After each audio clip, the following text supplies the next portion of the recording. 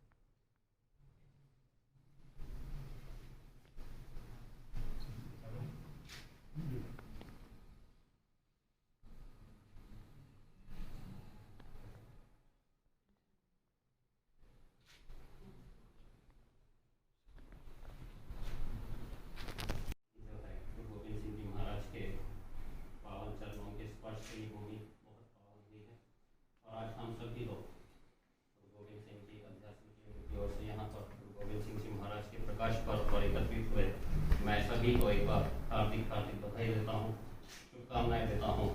और उन्हीं के जो शब्द है, गुरु महाराज के जो शब्द, देह शिवा व मोह की है, शुभ कर्मन ते कभू न टरो अरस्यों चप जाए लरो, निश्चय कर अपनी जीत करो। उन्हीं के इन शब्दों को आचरण में लाकर गुरु महाराज ने अपने पूरे जीवन को व्यतीत किया। और उसको व्यतीत करते हुए गुरु महाराज के जीवनी के संबंध में दो शब्द मैं आपके सामने यहाँ पर रखकर अगले कार्यक्रम की ओर गुरु गोविंद सिंह जी महाराज का जन्म हम सभी जानते हैं कि पटना की पावन धरती पर हुआ था। और उसके बाद जो अंतिम स्थान यहाँ पर गुरु नांदेड़ नगरी के इस नगर को ये सौभाग्य प्राप्त हुआ। ये जो सफ़र रहा पटना साहिब से लेकर हजूर साहिब तक का, इस छोटे से सफ़र में, क्योंकि गुरु महाराज की आयु बहुत ज़्यादा लंबी नहीं होते हुए केवल 45 वर्ष की आयु में उन्होंने पूरे समूचे विश्व को बहुत बड़े अनुपम देन ऐसे देने के उन्होंने प्रयास किए, जिसकी बदौलत आज हम देखते हैं कि खालसा पंथ जो है, जिसकी साजना हुई। उनके जीवन के कुछ मुख्य जो पहलू है उसके ऊपर थोड़ा सा यहाँ पर विचार करना आज हमारे को आवश्यक है, क्योंकि उसी के ऊपर अनुसरण करके हम चलने का यहाँ पर प्रयास करेंगे, तभी जाकर आज हम जो यहाँ पर उनका प्रकाश पर्व बना रहे हैं ये सही मायने में सार्थक होगा। नंबर 1 की जो बात जब आती है तो वाह वाह गोविंद सिंह आपे गुरचेला की परंपरा जो अनंतपुर साहिब के इसमें सिख से खालसा में जो परिवर्तित हुआ, सिख पंथ से खालसा पंथ में परिवर्तित होते वक्त खालसा जो शब्द है ये गुरु गोविंद सिंह जी महाराज के बारे में उनको जो अनेक उपाधियां दी गई उसको देखने के बाद हमको अपने आप समझ में आता है। हम गुरु गोविंद सिंह जी महाराज को जब भी उनका संबोधन करते हैं तो कई उपाधियों के साथ उनको कहा जाता है, जैसे साहिब कमाल गुरु गोविंद सिंह, संत सिपाही गुरु गोविंद सिंह, ऐसे अनेक उपाधियों के साथ। कहने का मतलब कोई एक व्यक्ति के अंदर में बहुत सारे गुण हो सकते हैं, पर अष्ट पहलू जिसको हम बोले कि चहुमुखी व्यक्तिमत्व, ऐसा एक अगर व्यक्तिमत्व देखने का हम प्रयास करें और ये प्रयास करते वक्त में एक राष्ट्र पुरुष का जो उन्होंने एक अपने आप को जो साबित किया, क्योंकि 42 वर्ष की आयु में जिन्होंने अपने 16 जंग लड़े हो और सारे 16 जंग लड़ने के उपरांत कहीं पर भी किसी भी प्रकार का कोई राज प्रस्थापित नहीं किया, ये शायद इतिहास में बहुत कम देखने को मिलता है। जंग इसीलिए लड़े जाते क्योंकि उसके बाद कहीं ना कोई राज प्रस्थापित। लेकिन मानवता का सही संदेश देने के लिए गुरु महाराज ने जहाँ जहाँ मानवता के साथ संघर्ष हुआ उसमें अपनी लड़ाई लड़ी, चाहे फिर वो पहाड़ी राजों के खिलाफ हो या फिर मुगल राजों के खिलाफ। और बाद में उसका उन्होंने फिर से ये भी किया कि वो लड़ाई लड़ने के बाद में उनको फिर से गले लगाने की भी जो परंपरा है वो भी उन्होंने औरंगजेब के बेटे बहादुर शाह जफर को, जिस वक्त गद्दी पर उनको वहाँ पर सिंहासन देने की बात आई, उस वक्त उन्होंने बंदा सिंह बहादुर के माध्यम से उनको वहाँ पर गद्दी दी।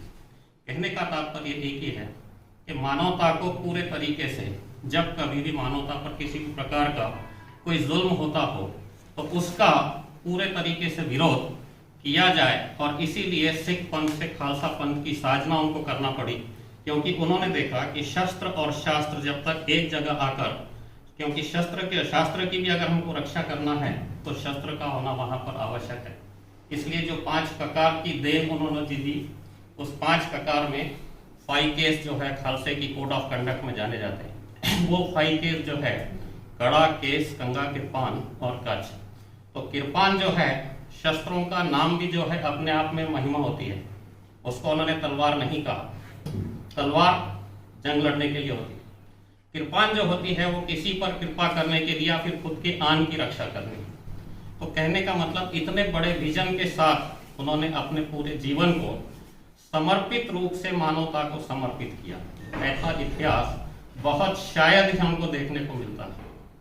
उन्होंने अपने भूती ने उनका जो पिताजी थे तेग बहादुर जी का तो बलिदान करवाया ही, और बलिदान करवाते वक्त इतिहास में हमको एक बहुत बड़ी देन जो उन्होंने दी वो किसी इसके लिए नहीं दिया गया। हिंदू जाति की रक्षा के लिए जिस वक्त देखा गया कि जुल्म बहुत ज्यादा हो रहा है और उस जुल्म को अगर किसी एक व्यक्ति के बलिदान से शांतिपूर्ण रूप से उसको खत्म किया जा सकता है, तो ऐसे में खुद के पिता का बलिदान देने की बात करने वाला 9 वर्ष का जो बालक है वो गुरु गोविंद सिंह जी हो सकते। और इतना ही नहीं, जब पिता के रूप में उन्होंने अपने 4 पुत्रों को वार दिया, उसके बाद उन्होंने कहा माछीवाड़े के जंगल में सरसा की नदी पर जब वो आराम कर रहे थे युद्ध के बाद जब उनसे पूछा गया कि आपके 4 पुत्र शहीद हो गए, इन पुत्रन के शीश पर वार दिए कुछ 4 गए तो क्या हुआ, जीवत कई हजार। तो ये जो उनका जो संदेश है आज हमको फिर से याद करने की आवश्यकता है, क्योंकि हम छोटी छोटी बातों पर उलझने की बजाय मानवता के लिए जो क्लियर रूप से हमको सही लगता है, ऐसे संघर्ष के साथ चलने की जज्बे को अगर हम लेकर चलते हैं, तो मैं समझता हूँ कि आज हम गुरु गोविंद सिंह जी महाराज के इस प्रकाश पर्व को मनाने में सही मायने में सफल होंगे। उनकी बहुत ज़्यादा जीवनी के ऊपर मैं यहाँ पर नहीं कहूँगा, केवल एक ही बात को फिर से यहाँ पर दोहराऊंगा। हम सब बहुत सौभाग्यशाली है, क्योंकि उनके ही कदमों पर चलने के लिए हमको भी कुछ सेवा करने का मौका मिला है, और इस सेवा करने के मौके को हम में से कोई भी थोड़ी सी भी चूक हमने नहीं करनी चाहिए। जितना अपने हो सका हम भी अपने समर्पण को वहाँ पर दिखाएं और उसको एक यादगार बनाएं। जो विरासत उन्होंने हमको दी है उस विरासत को पूरे दुनिया को, क्योंकि आज नांदेड़ जो है इट्स ग्लोबल, पूरे इंटरनेशनल लेवल पर आज अगर नांदेड़ की कोई पहचान है तो हम में से हर व्यक्ति को ये मानना चाहिए ये केवल और केवल उन्हीं के पदस्पर्श के चिन्हों की पदस्पर्श की वजह से हमको ये सौभाग्य प्राप्त हो रहा है।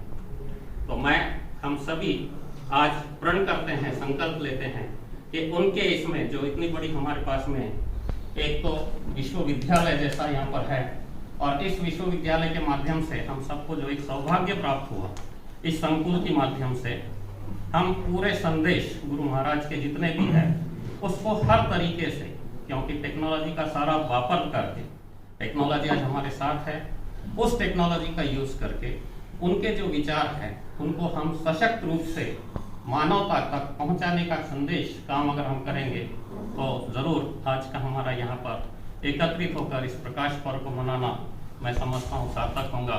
फिर से एक बार मैं आप सभी को अध्यासन केंद्र की ओर से और हमारी समिति की ओर से और वाइस चांसलर साहब की ओर से आप सभी को हार्दिक हार्दिक बधाई और शुभकामनाएं देता हूं, और फिर से एक बार उन्हीं के उन शब्दों को दोहराता हूं जिस शब्दों पर चलने की शक्ति हमको मिलती है, क्योंकि हमेशा प्रेरणा लेने के लिए शब्दों का ही बहुत बड़ा हमें सहारा होता है।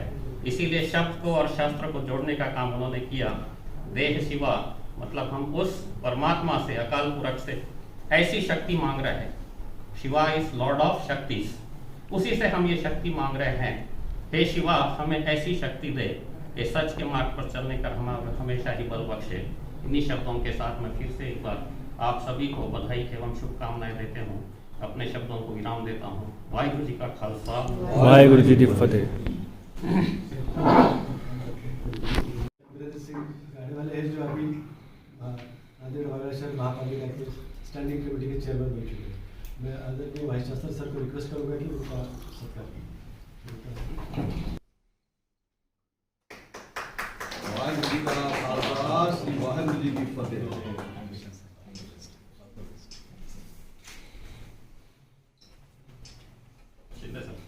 राज श्री हमारी ये सब पूरे टीम की हमारी अध्ययन केंद्र के बारे में जिस ढंग से प्रिंसिपल साहब ने बताया शुभकाम से कभी भी डरना नहीं चाहिए। इस अध्ययन केंद्र से पूरे दुनिया को एक मैसेज है कि मानवता के लिए हमने कुछ करना है। ये हमारे राज्यों के दिन के वाहिगुरू जी का खालसा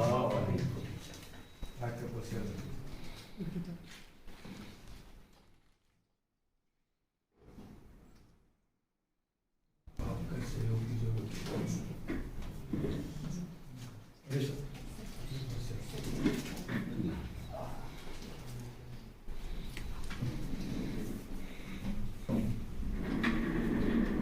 केला या कार्यक्रमाला आपल्या विद्यापीठाचे कुलगुरू आदरणीय डॉक्टर उत्तर भोसले सर आणि परकुलगुरू आदरणीय योगेंद्रसिंग बेसेन सर उपस्थित आहेत. त्यांचं मी संकुलाच्या वतीनं आणि गुरु गोविंद सिंग अध्यासन केंद्राच्या वतीनं मनापासून आभार मानतो. त्याचप्रमाणे अधिष्ठाता आदरणीय वाघमारे सर, परीक्षा व मूल्यमापन मंडळाचे संचालक रवी सरोदे सर, इतर विद्यापीठातील सर्व अधिकारी कर्मचारी आणि अध्यासन केंद्राचे लड्डू सिंग महाराज सर, त्यांनी आपल्याला चांगलं थोडक्यात आणि सूत्ररूपानं गुरु गोविंद सिंग महाराज यांचा मानवतेचा संदेश लोकांपर्यंत कसं घेऊन जाणं गरजेचं आहे असं अगदी संक्षिप्त आणि सूत्ररूपानं सांगितलं ते बच्चन सिंगजी. आणि त्यांनी या चर्चेमध्ये सहभागी होऊन मौलिक सूचना केल्या. ते सर्व गुरुद्वाराचे आणि या गुरु गोविंद सिंग अध्यासन केंद्राचे सर्व सन्माननीय सदस्य आणि उपस्थित विद्यार्थी या सर्वांचं मी विद्यापीठाच्या वतीनं आणि गुरु गोविंद सिंग अध्यासन केंद्राच्या वतीनं मनापासून आभार मानतो. आणि गुरु गोविंद सिंग महाराज यांच्या जयंतीनिमित्त पुनश्च एकदा आपणा सर्वांना हार्दिक शुभेच्छा व्यक्त करतो. आणि हे गुरु गोविंद सिंग अध्यासन केंद्र येणाऱ्या काळामध्ये भारतातच नव्हे तर जगभरामध्ये मानवतेचा संदेश देणारं एक चांगलं केंद्र होईल अशी अपेक्षाही आपल्या सर्वांच्या वतीनं व्यक्त करतो. आणि